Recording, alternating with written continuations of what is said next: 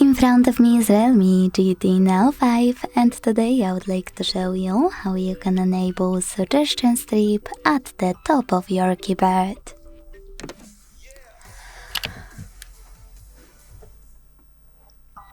Begin by opening Settings and scrolling all the way down.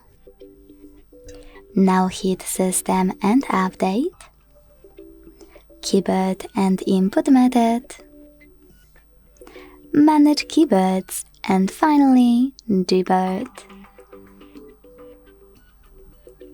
Following that, hit Text Correction and use Gray switcher next to Show Suggestion Strip to activate it.